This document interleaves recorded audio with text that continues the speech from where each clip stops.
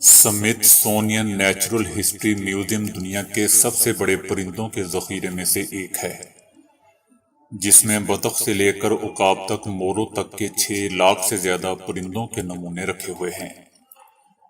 پچھلے 200 سالوں سے اور ہر مہینے نئے نمونے شامل کیے جاتے ہیں، لیکن ان میں سے اکثر پرندے میوزیم کا فرش کبھی نہیں دیکھتے۔ سوچنے کی بات دوستو یہ ہے کہ انہیں مکمل طور پر محفوظ کرنے کی کیا ضرورت ہے۔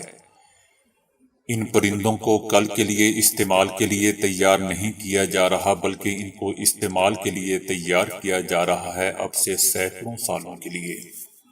آگے بڑھنے سے پہلے اگر ہو سکے تو لائک اور سبسکرائب کا بٹن ضرور دبا لیں، شکریہ۔ ان پرندوں کے نمونے عموماً عطیہ کیے جاتے ہیں لوگوں یا تنظیموں کے ذریعے۔ کچھ پرندے عمارتوں کی کھڑکیوں سے ٹکرا کر مارے جاتے ہیں۔ ابتدائی طور پر ان کو فریزر میں محفوظ کیا جاتا ہے۔ ماہرین پہلے پرندوں کے عضلات ہٹاتے ہیں، پرندوں کے جسم سے نرم بافتوں اور غدود کو ضائع کرتے ہیں، اور جلد کو نقصان پہنچائے بغیر چربی کے ہر ٹکڑے کو پرندے کے اندر سے نکالنا بہت ضروری ہوتا ہے، چونکہ ان نمونوں کا مقصد آنے والے سالوں تک برقرار رکھنا ہوتا ہے۔ وہیں اس کے ہاتھ نرم اوزار کی طرح ہو جاتے ہیں۔